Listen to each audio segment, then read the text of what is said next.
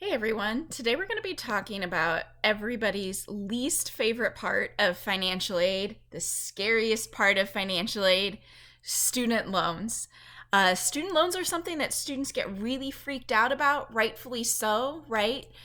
As young adults, you probably haven't taken on any debt on your own yet, so it's an adult step, it's a big step, and there's also a lot of misconceptions about it. So I'm going to do my best today to answer all of your questions about student loans, how they work, how they actually impact you financially, and separate some of the fact from the fiction about student loans.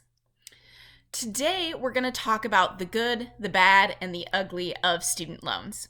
The good part of student loans, of course, is that it's an investment in your education. Student loans make paying for a college education a lot easier. The bad part of student loans is what we tend to hear about in a lot of news stories, or maybe from our friends or neighbors or even teachers, about people who end up in hundreds of thousands of dollars of debt. I promise you that I will never advise you to take out a loan amount that is going to get you into real trouble. And today we're going to talk about some of the ways that we can make sure that we borrow responsibly so that we're set up for a healthy financial future. And then we're going to talk about the ugly, how and when you pay back these student loans. What does that process look like? Do you have to come up with $20,000 all at once? The answer is no, you don't. We'll cover all of the ins and outs of repayment to make sure that you are set up for knowing exactly what your options are once you leave college. So before we really jump into the ins and outs of student loans, I want to give a little bit of a history lesson. And I promise this connects. I get asked all the time from students, do I have to take out student loans? Can I go to college without student loans? How do I go to college without taking out any student loans at all? And unfortunately, we live in a reality now that doesn't really allow for many students to go to college with absolutely no loans. And that's because of some changes that have happened over the past 40 years and the way that colleges and universities in this country are funded and how they give financial aid to students. So this first graph that I have here shows how the makeup of financial aid packages has changed over time. So you can see back in the 70s, we had federal loans made up a very small part of a student's overall financial aid package. Most of the money was coming from federal grants, from work study, and then these little orange lines at the top are money from the state. Now, fast forward to the mid-2000s, and this is pretty much where we're at right now, too. Federal loans are making up a huge chunk of financial aid, right? So over time, colleges, what this graph is telling us is that colleges have come to rely on students taking out federal loans to fund their education more and more and more. And this has happened for a few reasons, but the biggest one is the way that colleges themselves are funded.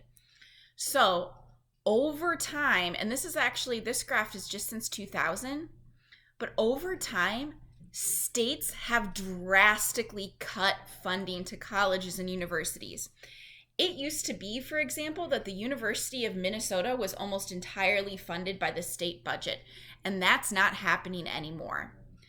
And at the same time, colleges have been forced to raise the cost of tuition to try to make up for some of this gap that they're getting from state funding. And what this means is that college is really expensive, but because state funding has been cut, colleges don't have enough money to give out in scholarships or grants. That free money that we all love so much, they just don't have it. And so when they are writing financial aid packages, they are really relying on student loans and putting student loans as part of that financial aid package to make sure that students have some way to pay for college. So here's the reality that those two graphs have led us to.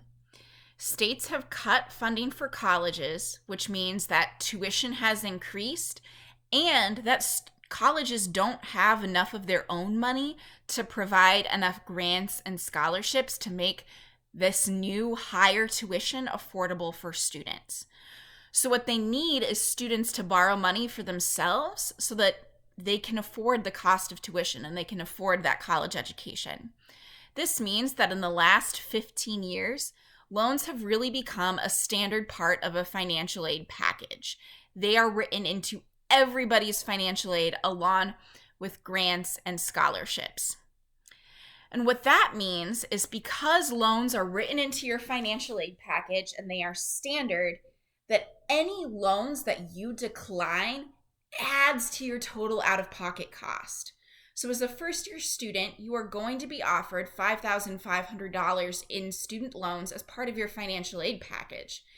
If you were to say, I don't want those student loans, the college does not have more money for you to make that up. That means that you're going to have to come up with that additional $5,500 from somewhere else. And that is a huge cost for most students and families. So what does this mean for us? Well, it means that you are more than likely going to have to take out loans. And when I say have to, I want you to focus on the last point.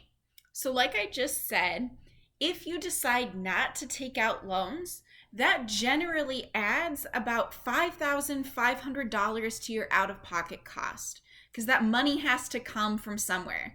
Just because you decide you're not going to take out student loans doesn't mean that the college is then going to reduce costs for you. As an example, students at Hiawatha generally have paid about $3,000 a year to go to college. If they decided not to take out student loans, that's going to bump their out-of-pocket cost up to $8,500. $3,000 is something that's pretty doable for most students and families to pay out of pocket, either with savings they already have or with jobs that they work at over the summer or during the school year. $8,500 is a lot more difficult for people to come up with in the short term. And if you can't pay that amount, you don't get to go to college. So we need to reframe the way that we think about student loans. Instead of thinking of loans as being evil and awful all the time, we need to think of them as an investment that can help reduce our short-term costs so we can reach our long-term goals. And let me explain what I mean by this. And to do that, I've got these two fake students, Karina and Marissa. They both go to the same high school. They're both interested in working in the restaurant industry. Karina decides she wants to get a degree in event planning and hospitality management. She cannot afford to pay $30,000 a year for college out of pocket, so to help her afford it, she takes out $18,000 in student loans over 4 years. When she's 20 years old, obviously she's still in school. She's only making about $5,000 a year just from her summer job and her work-study job during the school year. By the time she's 30, though, she's working as a manager at a catering company and earning $65,000 a year. Marissa decides that she's not going to go to college because she doesn't want to take out student loans and she can't afford to pay it out of pocket. So she doesn't have any student debt. And by the time she's 20, she's working as a server at a catering company and is making about $30,000 a year. By the time she's 30, she's still at that same catering company and only making about $36,000 a year. So we've got two students who end up working by the time they're 30 at the same catering company, and one of their salaries is almost double what the other one is making. These are not made up numbers. I actually went on Indeed.com and looked up salaries for catering companies. Like, this was a posted salary for an event manager at a catering company, and the $30,000 and $36,000 were based off of what they listed for servers at that same company. So these are not fake numbers. This is what I mean by an investment. Karina has invested in herself. She has a much higher income, and her income has grown more over time than Marissa's has. Even though she had that short-term like the short-term costs, in the long run, she has a more stable financial future.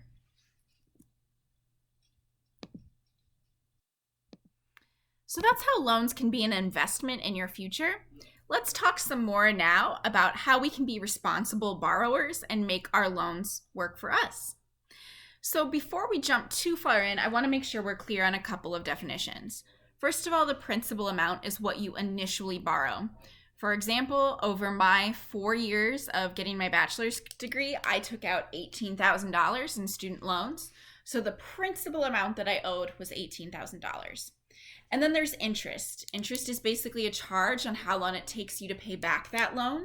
So a certain percentage of your principal amount gets charged every single year until you pay it back. So with those definitions in mind, let's talk a little bit about how we can make our student loans work for us. First of all, how much you borrow makes a big difference in terms of how easy or difficult it is going to be for you to pay it off later on. Like I said earlier, the standard loan amount is $5,500. That means by the time you graduate, your principal amount is going to be about $22,000.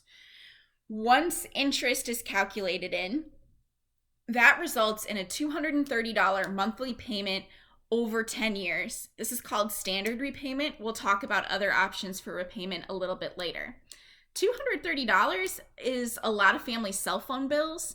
It's definitely something that most people, when they are working the kinds of jobs you can get after college, are able to work into their budget.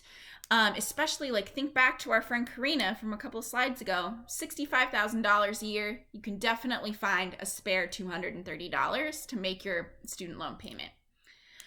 I really recommend keeping loans between $5,000 and $7,000 a year as your maximum. If you have the financial means to do so, you can borrow less than that.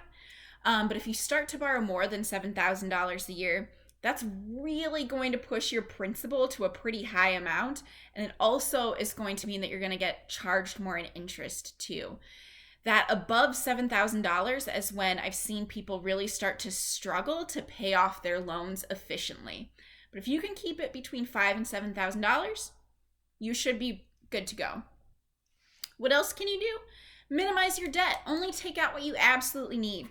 So this is where it becomes really important to look very carefully at your financial aid package. Some of you have already seen that you may be offered more financial aid than what you actually need. A really common situation at Augsburg is that students choose to live on camp or live at home, and that means they have more financial aid than they need, which means that you can then reduce the amount that you're taking out in loans. If you know that you're going to be working 40 hours a week over the summer and you're not going to have a lot of expenses this summer, really think about how much you can earn and see if that can allow you to minimize your student loans in any way. See if you can reduce that student loan amount in any way. It's not always possible, but it's definitely worth a thorough look at your financial aid package to make sure that you fully understand it and to see if there's any wiggle room with your loans. Second thing you should do, make payments. I know that seems really obvious, but if you have a month that maybe financially isn't so hot as others, make sure you're communicating that with your loan provider, because there's options that you can kind of work with them. You can change a payment date, you can reduce the payment, and that is always better than just not making payments. If you feel like financially after college you're not in a great spot, talk to your loan provider before you just stop making payments. As long as you're making like a payment every single month, you're going to be okay. Stick to federal loans. I know our federal government doesn't do a lot of things well, but one thing they do well is student loans. Federal loans have more flexible options for repayment, and they also have much lower interest rates. Loans that you could take out from a bank are going to have really high interest rates. You often have to start paying them back sooner, and they have less flexible repayment options. So they're just not a good idea, except in like really extreme circumstances. And my last piece of advice is to avoid this thing called Parent Plus loans. Some of you may have seen this on a financial aid package already. Basically, a Parent Plus loan is the loan that your parents take out in their name. A lot of colleges will just throw this on a financial aid package as kind of like a stopgap measure between how much it costs and how much they're actually giving you. But typically these loans are offered in really large amounts, like $15,000 a year. And you have to start making payments on them almost immediately. These are the type of loans that get parents into a lot of trouble. I've heard so many stories from parents who have older siblings who didn't go to Hiawatha, who have gotten into some financial trouble later on and who are in a lot of debt because they took out these loans. Stay away from them. Don't take them out. Avoid the Parent Plus loan.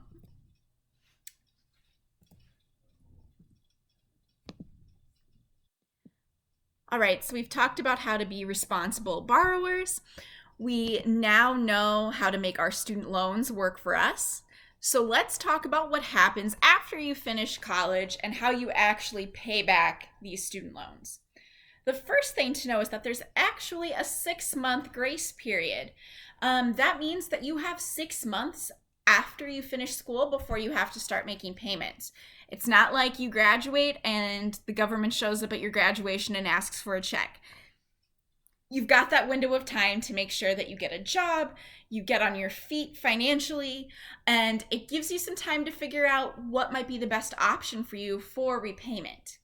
Another thing to know is that students who pursue graduate school can defer their payments. Basically, that means that they save those payments for later. I know a lot of you are interested in law school or medical school or physical therapy school. If it works better for you while you are finishing up those degrees, you can save any payments that you have from undergraduate student loans for later. So you don't have to worry about making those payments while you're in graduate school. And the last thing I want you to know is that standard repayment is a fixed monthly amount over 10 years. I think sometimes people assume that you have to make your student loan payments within like 2 years or all at once or something crazy. That's not how it works. These are paid back over quite a long period of time. And I know that some of you are like, what, 10 years? It's so long. 10 years after you finish college, you're going to be like 32. That is very young. That is not very long into the scheme of what I hope is a very long, healthy, happy life for all of you, right? But if that standard repayment, that 10 years or that fixed monthly amount isn't something that's going to work out for you, there are other options for how you can pay back your loans. So first of all, you can always make payments ahead of what is due. You can always make payments over and above what the government is asking for. That's totally fine. But that isn't the reality that a lot of people have financially. And in fact, the standard monthly amount may not even be able to work for some people's budgets. That definitely was the case for me when I first left college. That like $200 a month on standard repayment just wasn't something I could afford at that time. So what I did was switch to something called an income-driven repayment plan. That is when the amount that you pay is based on your income. So every year I would submit a copy of my tax return to my loan provider. They would look at it and say, great, that's how much income you have. Here is a loan payment amount that will work with your budget. Graduated repayment is also a way that you can reduce the amount you're paying in your student loans. With graduated repayment, your payments start out low and then gradually increase over time. Graduated repayment is not tied to your income. They use the same general schedule for everyone. But if you're right out of college, maybe you don't have the highest paying job in the world, it can also be a useful way for you to start making some payments and have those be lower than the standard repayment. Income-driven repayment and graduated repayment are really useful tools for making sure that you can afford your student loans, that you're always making payments. But usually either of these options means that it's going to take you longer than 10 years to pay off the full amount of your student loans. So there's definitely pros and cons to each one. It's all kind of about how you want to manage your finances in the future. And that's definitely I can talk through with each one of you. That is all I have for you today. I hope student loans seem more straightforward, less scary, and you understand why They are an investment in your education that you can use wisely and responsibly. They are not all evil, and you have the power to be a responsible borrower. Please reach out to me if you have any questions about student loans. I really want to see financial aid packages from every single one of you, and I would love to talk about how we can minimize your student debt. So reach out with questions and have a great day.